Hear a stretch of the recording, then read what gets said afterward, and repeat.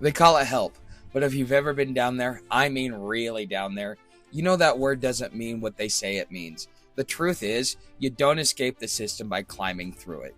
You escape by breaking away from it entirely. Because what they offer isn't help, it's a snare wrapped in kindness designed to hold you in place. I found that out in my early 20s. I was stuck in Houston after a layover gone wrong. I'd just been ambushed, robbed in broad daylight, the kind of moment that makes your stomach drop and your trust vanish. I was on my way to Florida, hoping to learn a trade and help rebuild after Hurricane Ivan. I had hope back then. But after that moment, I was out there on the streets, alone and trying to find any door that would open. That's when I turned to the United Way. Everyone said it was supposed to be the place to go for real support, not just sandwiches or donated clothes. So I sat down with someone, and I told him my truth. I wasn't using anything, I wasn't mentally unstable, and I was just down and out on my luck and needed help getting back up. He looked me right in the face and said, "If you don't have a substance issue, we can't help you." And that's when it clicked. They're not here to lift the strong, they're here to manage the broken, and keep it that way. That wasn't the last time I saw it, not even close. I've traveled across the country. I've seen the pattern repeat over and over. In Chattanooga, I stayed at a place where chapel attendance was mandatory every single night.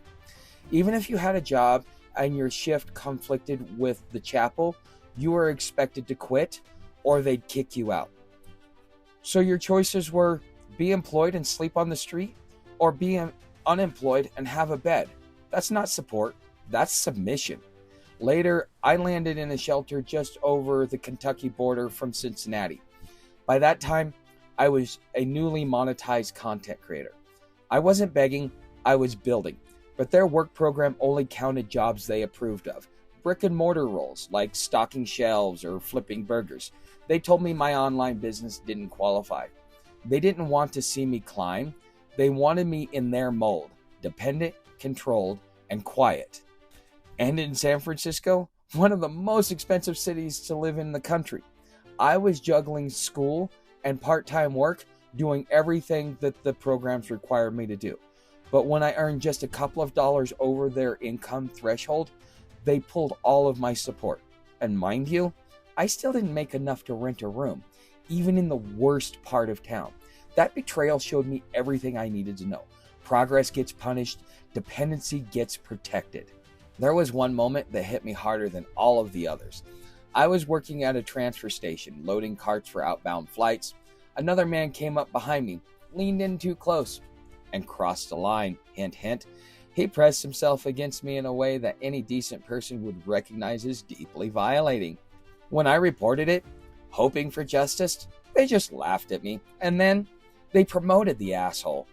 That was the day I realized these systems don't just tolerate abusers, they reward them, especially when it's easier than facing the truth. A lot of people in the donor class still believe they're helping when they donate to nonprofits. But the truth is, most of that money never makes it to the people they claim to serve. It gets siphoned at the top, administrator, overhead, salaries, kickbacks, while people at the bottom, like me and other homeless, fight over the leftovers. The nonprofits are more interested in statistics than solutions. They are built to maintain the illusion of progress, not to actually create it. They host ribbon cuttings, press conferences, and fundraising galas while people sleep outside their doors. I once worked with the Coalition for the Homeless. I used to write articles for them in Cincinnati. I told the truth. But when I challenged their use of the housing first model and exposed how far it had strayed from its original mission, they turned on me. Not because I lied, but because I threatened the narrative. And in that world, funding is king, and the truth, that is the enemy. These programs aren't meant to end homelessness. They're built to manage it forever, because case management pays more than resolution. My grandfather told me something once that I'll never forget. He said, even if you pay taxes and I give you $1, you owe me until I get it back. That principle is older than the country we live in, and it still governs the way these institutions operate today. Every benefit comes with invisible strings. The more you take, the tighter those strings wrap around your freedom, your time, and your mind. It's not charity, it's a contract with all of the fine print hidden until it's too late. And those strings, they don't just bind your behavior, they bind your voice, your choices, your ability to say no. You become easier to control and less likely to speak out. And that's not compassion, it's coercion. That's not safety, it's silence. Here's how you know if you're getting stuck in a trap.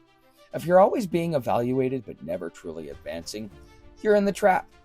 If you're spending more time proving you're struggling than building a future, you are in the trap. If your pride shrinks while your dependency grows, you're deep in the trap. And the worst part is, it's designed to feel normal. Traps don't come with alarms, they come with comfort. They offer stability, predictability, routines. They make you question whether you're ungrateful for even wanting more.